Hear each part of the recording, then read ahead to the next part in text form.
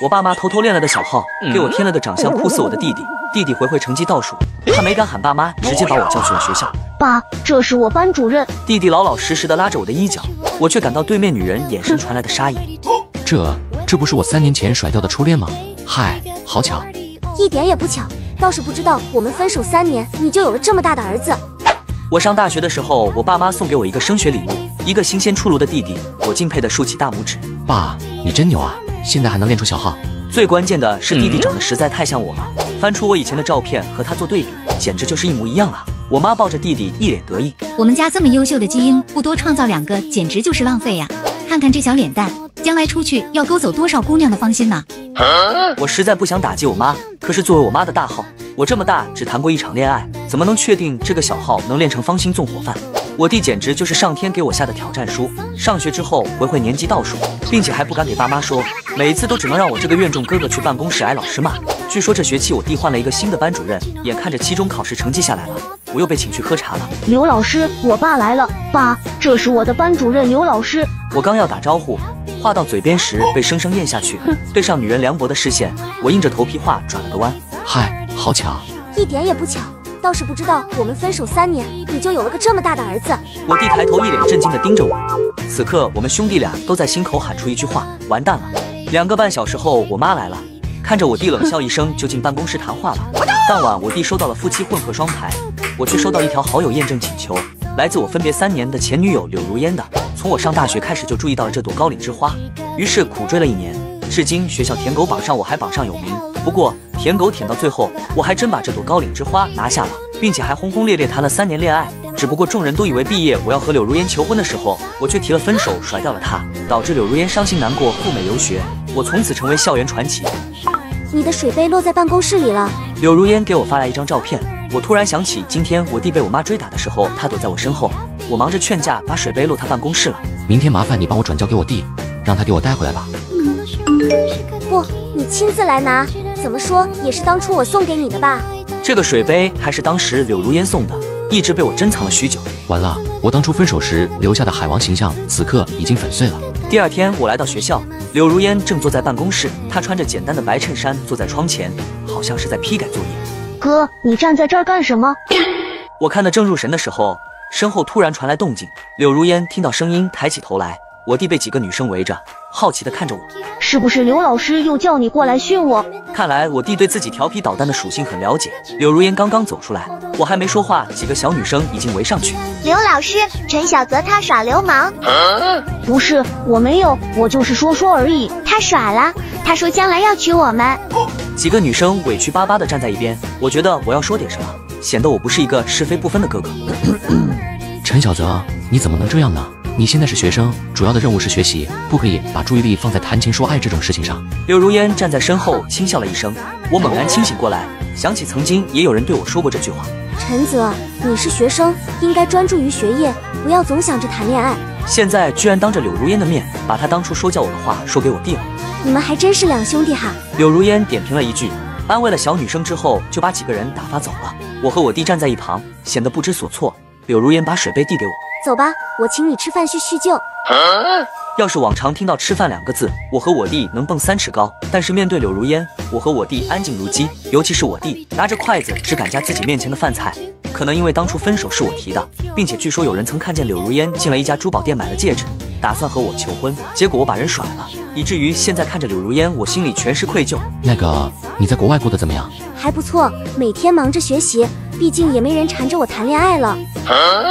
我将头埋进碗里，压根不敢接话。还好柳如烟没再说自己的事情，而是聊起了陈小泽的学习情况。我弟哭着一张脸，委屈地看着我。对不起了，弟弟，为了哥不那么尴尬，只能委屈你了。饭后我拒绝柳如烟送我们回家的请求，毅然决然搭地铁回去。哥，刘老师真是你前女友啊？是的。那刘老师看起来很喜欢你，他以前是不是什么都听你的？以前应该是喜欢的，至于什么都听我的，好像确实如此。那太好了，要不你和刘老师重新在一起吧？真的，这样以后刘老师对我不好，我就可以找你告状了。他对你哪里不好？他总是叫我起来回答问题，我的作业他检查的特别仔细。这是老师关心你的表现。才不是，你到底帮不帮我？我不是你弟弟吗？不是，你是我的冤种。我思索再三，还是给他简单讲了一下我和柳如烟的恋爱过程。事后陈小泽没说话了，直到出地铁了，他才突然说道：“所以是因为你把刘老师甩了，刘老师才不喜欢我。”得，白讲了，这孩子脑子有问题。到家的时候，我弟眼睛通红，扔下书包就冲进自己房间里开始抽泣。怎么了？平时你哥去接你，你不是很开心吗？我妈一脸疑惑地走进房间，没过一会我就听到了里面的嚎啕大哭声。妈，我现在才知道了什么叫做株连九族。还好她悲伤的心情只持续了3天。3天后，她拿着一个画了大拇指的作业本回家，高兴地炫耀今天的奖励。刘老师说我最近作业写得很好，专门给我画的。我弟拿过来炫耀，我却看着上面的大拇指出神。这个简单的简笔画还是我教柳如烟画的。当时我们一起坐在图书馆学习，但是我跟不上大学霸的思维，看一会书就开始犯困，我只能转移注意力。于是我在他的草稿本上画了一个点赞的简笔画。不要在我的作业本上乱涂乱画。我在教你啊，以后你教书了就可以这样画个大拇指奖励小朋友。柳如烟轻笑一声没说话，任由我在他的本子上画满大拇指。原来他已经学会了呀。我将本子还给我弟，他睁着眼睛好奇地打量我。哥，要不你还是和刘老师在一起吧，反正你也没有女朋友。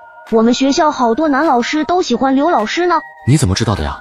大家都知道，数学老师每次说起刘老师的时候还会脸红呢。我弟一脸得意，但是我还是希望刘老师可以和你在一起，人家问起来刘老师是我未来嫂子，我多有面子，你说是吧？合着是你小子虚荣心作祟，快去写作业吧。之后我弟也没再提这事，我还以为他把这件事情给忘记了，没想到1个星期后，我突然收到了柳如烟的消息。陈小泽说你一直没有谈恋爱，是因为这些年一直在等我。真是造谣一张嘴，辟谣跑断腿。回家以后，我立马把我弟收拾了一顿。本来就是嘛，你一直没谈恋爱，不就是在等刘老师吗？我突然噎住了，我要是否认了，不就暴露我这些年一直没谈恋爱的惨状吗？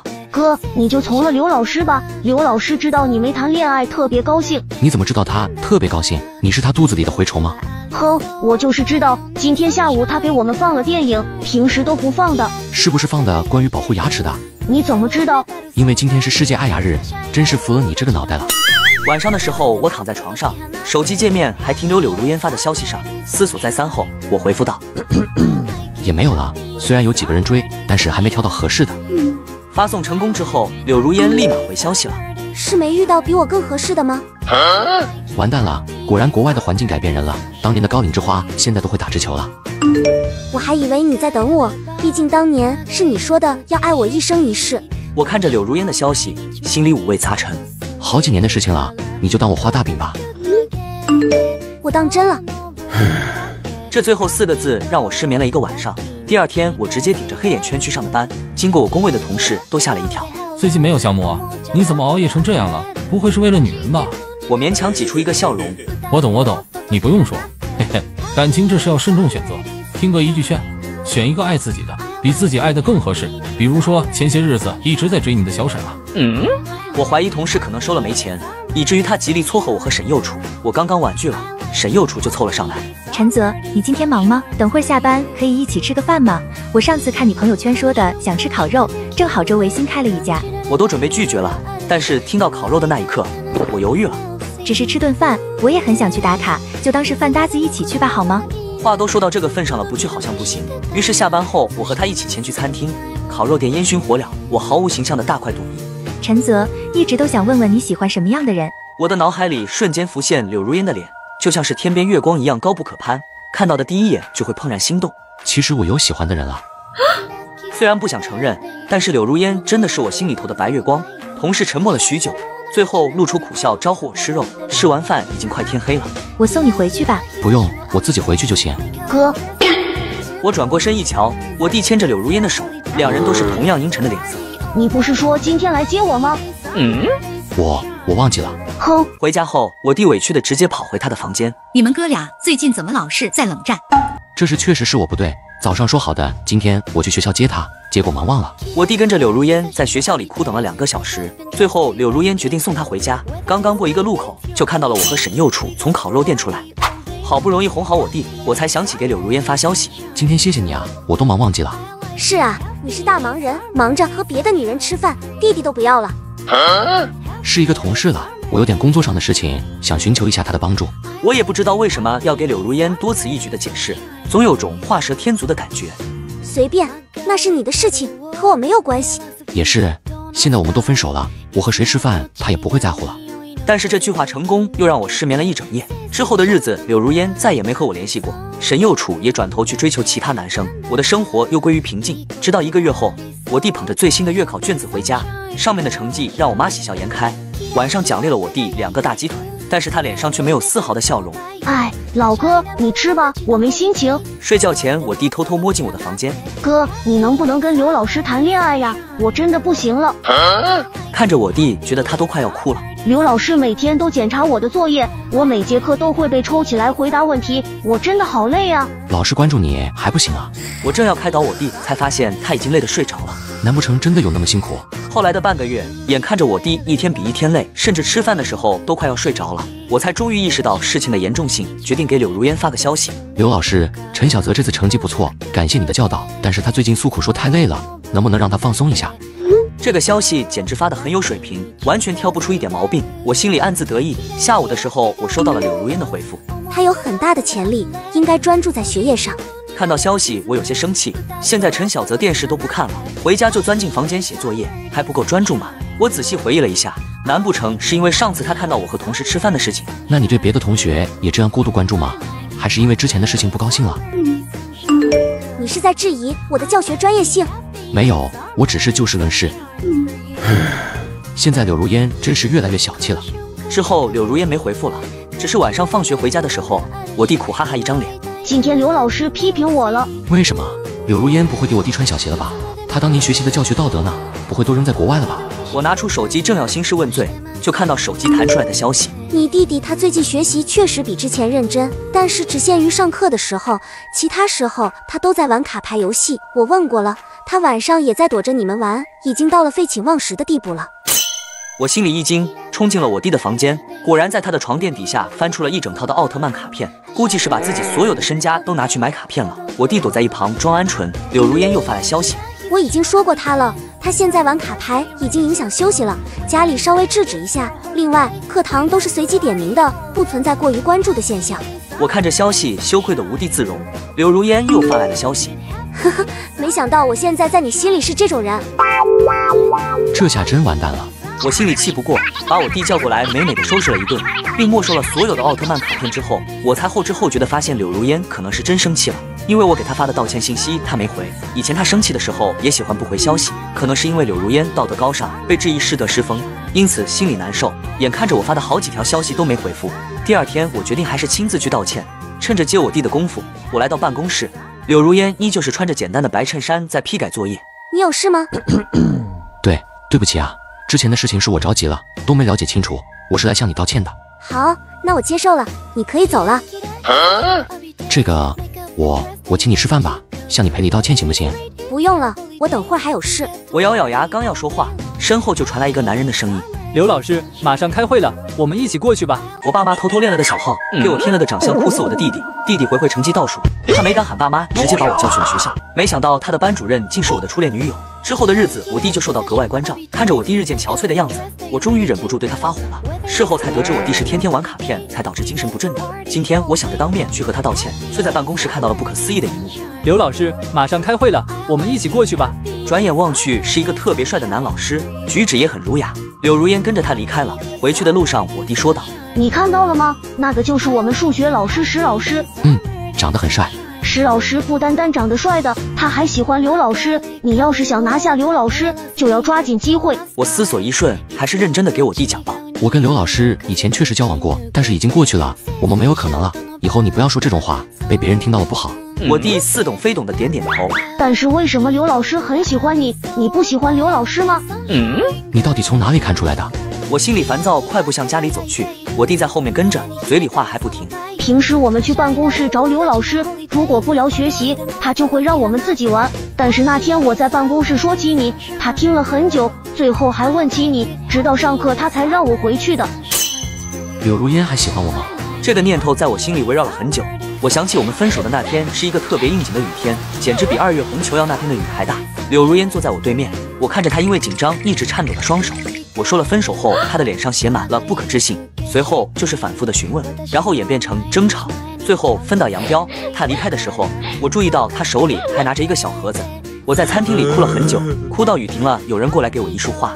这是柳小姐订的，半个月前就订好了，原本该中午送过来的，但是下暴雨，实在过不来，不好意思啊。一束娇艳欲滴的红玫瑰，上面还有张卡片，卡片里只有简单2个字：娶我。结合那个小盒子，我瞬间想明白了，为什么柳如烟半个月之前就约好了要在这家餐厅吃饭，好好的求婚变成了分手。我甚至还没来得及看一眼盒子里的戒指长什么样子，之后就听说柳如烟出国了。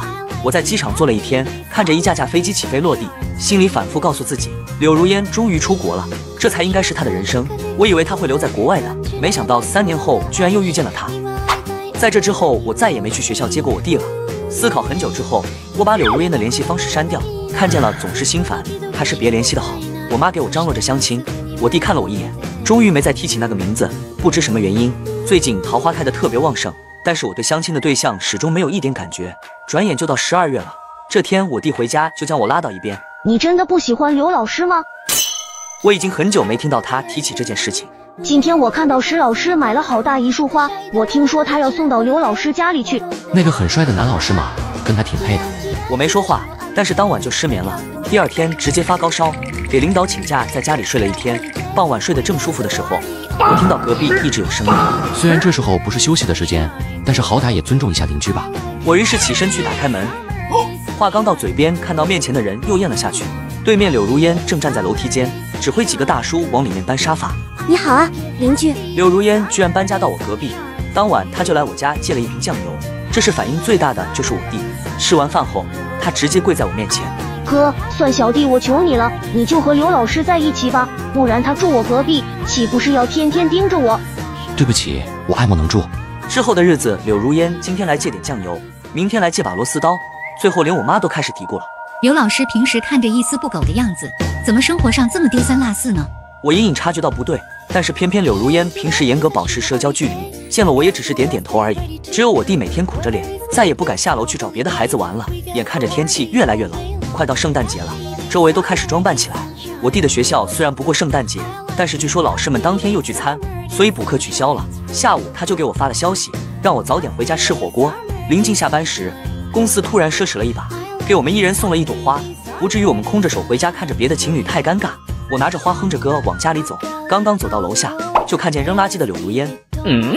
他不是聚餐吗？怎么还在家？你好啊，刘老师。柳如烟突然一把抓住我的手。你是不是去过圣诞节了？我被这话问得一头雾水，只能点头。大小算个节嘛，凑凑热闹，等会儿还要吃火锅呢。柳如烟松开我的手，脸色十分苍白。